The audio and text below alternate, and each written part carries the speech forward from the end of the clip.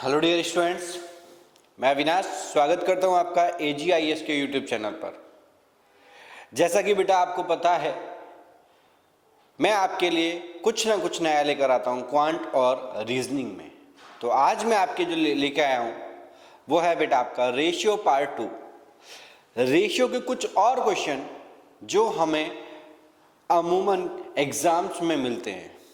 ठीक है, तो सभी लोग देर ना करें, जुड़ जाएं फटाफट। अगर सेशन अच्छा लगे तो बेटा लाइक जरूर कर देना और इस वीडियो को ज़्यादा से ज़्यादा उन लोगों के पास भेजना जो किसी भी कंपटीशन की तैयारी कर रहे हैं।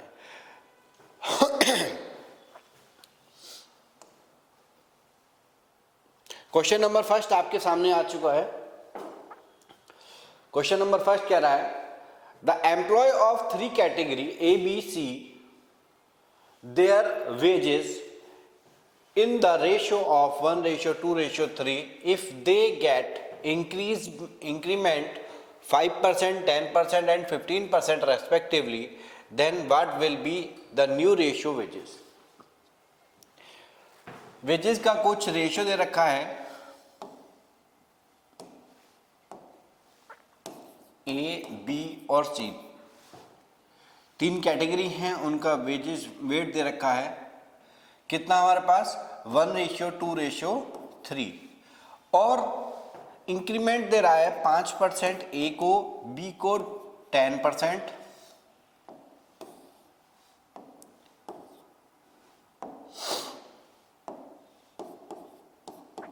और सी को 15%।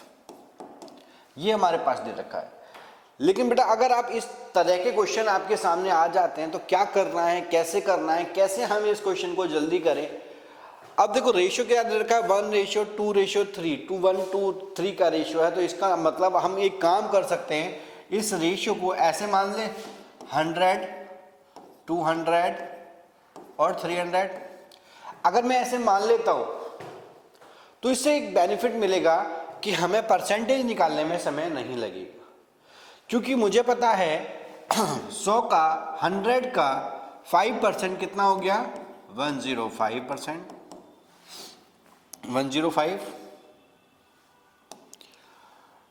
200 का 10% कितना हो गया 20, तो कितना हो गया 220। और 300 का 15%, देखो 10% कितना हो गया, 300 का 10% कितना हो गया 30 रुपए हो गया।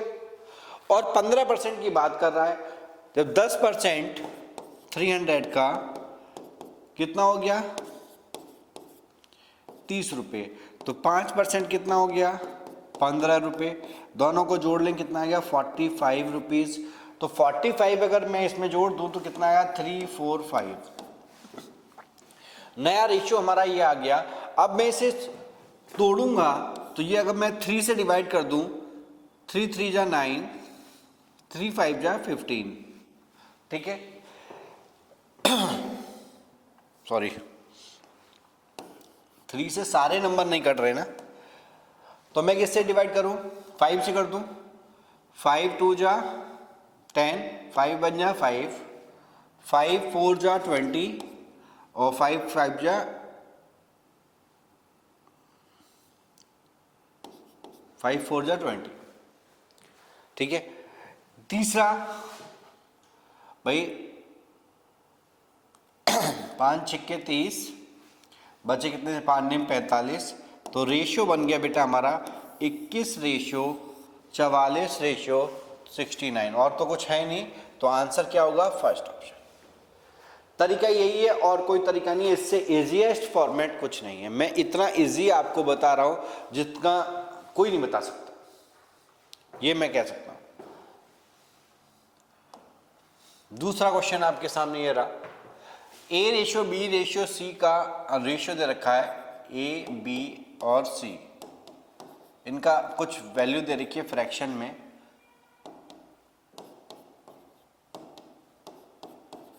देखो जब भी आपके सामने रेशियो फ्रैक्शन में गिवन हो तो क्या करोगे, एलसीएम ले लो। नीचे वाली संख्या का क्या ले लो, एलसीएम।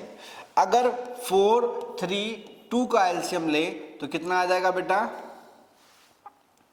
4 3 2 का एलसीएम कितना आएगा कि सर 4 3 2 का एलसीएम होगा 12 12 12। अब 12 की मैंने मल्टीप्लाई कर दी किससे, इनसे। 4 से 12 को डिवाइड करेंगे कितने का, 3 टाइम। 4 से इसे 4 टाइम और इसे 6 टाइम। तो ये हमारे पास कितना आ गया 3 1 जा 3, 4 1 जा 4 और 6। ये रेशियो बन गया। ये हमारे पास रेशियो है, ए बी सी का रेशियो ये दे रखा है वो ये है, और पूछ रहा है आपसे ए अपॉन बी, ए अपॉन बी, बी अपॉन सी और सी अपॉन डी। ये डी नहीं है, ये ए है बेटा, तीन ही लोग हैं ए। अब हमसे पूछा गया है रेशियो जो हमारा आया है सिंगल डिजिट वाला, उसे लिख दो। ए का रेशियो कितना आया था 3, 3/4, 4/6 और 6/3। कट जाएगा 2 3 2, तो यहाँ आ गया 3/4, 2/3 और 2/1। अब ये हमारा एक एग्जैक्ट नहीं है क्योंकि हमें आंसर ऐसे गिवन है, तो हमें क्या करना है बेटा, फिर हमें रेशियो इसकी क्या करना पड़ेगा, एलसीएम लेना पड़ेगा। कितना आ गया 12 ही आएगा, 12 से फिर मल्टीप्लाई कर दो। ये तो हो गया 24, 4 दूनी 8, 3 3 जा 9। तो रेशियो आ गया 9:8:14, 9:8:14, सॉरी 24। आंसर होगा 9:8:24। क्लियर है? बहुत इजी क्वेश्चन है, कोई टफ नहीं है, बस जनरली क्वेश्चन पूछे जाते ऐसे हैं तो वो मैं आपको बता रहा हूँ। टफ नहीं है, बस बच्चे के समझने के ऊपर बात है, कैसे समझ रहा है वो। रेशियो दे रखा है, a certain sum is divided among A, B, C and D such that the ratio of share of AB is equal to this one, BC ये और CD ये। मतलब 4 लोग हैं बेटा A, B, C और D, इनका रेशियो दे रखा है। A, B का रेशियो दे रखा है 1:3, B, C का रेशियो दे रखा है 2:5 और C, D का रेशियो दे रखा है 2:3। अब जैसा मैंने पहली क्लास में बताया था सेम वही करना है। इसके पास कुछ और नहीं है तो क्या आएगा 2 आएगा, इसके पास कुछ नहीं है 3, इसका बराबर में 3, इसके बराबर में 5 और इसके बराबर में 2, इसके बराबर में 2। अब निकाल दो, 2 2 1 4 आ गया, 8 4 दूनी 4 3 12 आ गया, 10 और 10 30 आ गया, और यहाँ हमारे पास बेटा 5 3 15, 15 3 45 आ गया। ये रेशियो हमारे सामने आ चुका है। हमसे पूछा क्या गया है, वो कह रहा है if the difference between the share of B and D is 6:4:3:5।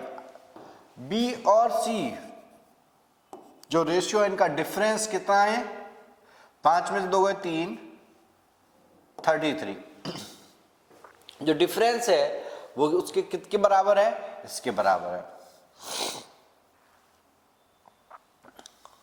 ठीक है, आगे कहा है इसने देन द टोटल सम क्या है ये निकालना है। तो टोटल पहले टोटल जोड़ लो कितना आएगा टोटल, 75 और 12 87, 87 और 4 91। टोटल अमाउंट, टोटल रेशियो कितना आ रहा है चारों का, 91 आ रहा है। तो क्या करना है, कुछ नहीं करना है, 91/33 इंटू ए बी का, बी और डी का कितना है डिफरेंस 6:4:3:5। 11 या 33, 11 से ये नंबर कट जाएगा, 11 पंजे 55, कितने बच गए 9, 11 8 88, कितने बच गए 5, 11 पंजे 55। अब 3 से फिर कट जाएगा ये, 3 1 जा 3, बचे कितने, 3 9 जा 27, कितना बचा हमारे पास, 1 बच गया, 3 5 जा 15। तो हमें क्या करना है बेटा, 91 इंटू 195 ये वैल्यू बतानी है। फटाफट मुझे बता दो इसका आंसर क्या होगा। कि सर इसकी मल्टीप्लाई करनी है, 195 की मल्टीप्लाई 91 से करनी है, तो लास्ट में 5 आ गया, तो 5 हमारे पास 2 ऑप्शन में है, तो कुछ नहीं करना, 9 1 9 से फिर मल्टीप्लाई करेंगे, 9 पंजे 45, 45 का 5। अगर मैं इसी को जोड़ दूं, 5 9 और 4 9 और 5 14, 14 किस में आ रहा है, इसमें आ रहा है 45, लास्ट ऑप्शन हमारा आंसर होगा। बस हमें इसी तरीके से करना है और कुछ नहीं करना है बेटा। आई होप कि आपको समझ में आ रहा हो। कोई भी डाउट है, कोई भी क्वेरी है तो आप मुझे कमेंट बॉक्स में लिख के बता दें। नेक्स्ट क्वेश्चन आपके सामने ये रहा, ये क्वेश्चन आपके लिए होमवर्क होगा, इसका आंसर मुझे आप कमेंट बॉक्स में लिख के बताएंगे और मुझे पता लगेगा कि ये बच्चे हैं जो पढ़ रहे हैं। ठीक है, ये क्वेश्चन आपके सामने है, फटाफट मुझे बताएंगे। सी सेट में पूछा गया क्वेश्चन है ये, ठीक है, तो फटाफट आप मुझे बताएंगे। ठीक है, नेक्स्ट क्वेश्चन देखते हैं। नेक्स्ट क्वेश्चन कुछ है नहीं, तो बस हमारे ये 3 से 4 क्वेश्चन ही थे जो मैंने आपसे डिस्कस करे। आई होप कि आपको समझ में आए होंगे। कोई भी दिक्कत है, कोई भी डाउट है तो आप मुझे कमेंट बॉक्स में लिख के बताएं कि सर यहाँ ये दिक्कत हुई थी, इसलिए मैं आपको फिर दोबारा आपको वो बता दूंगा। और एक चीज़ और मैं बता रहा हूँ बेटा, जो बच्चे लेट आए हैं बाद में देख रहे हैं तो एक बार रिकॉल करके देख लें, कोई चीज़ समझ में नहीं आ रही तो, ठीक है, ताकि आपको क्लियर हो जाए। नेक्स्ट क्लास में हम बेटा सिक्कों पर आधारित, कॉइन्स पर आधारित क्वेश्चन करेंगे। तो आज की क्लास यहीं विराम लेते हैं। ठीक है, सिक्कों पर आधारित जो क्वेश्चन होंगे वो हम नेक्स्ट क्लास में लेकर आएंगे। तो आज के लिए इतना ही, फिर मिलेंगे। Okay, all the best, thank you.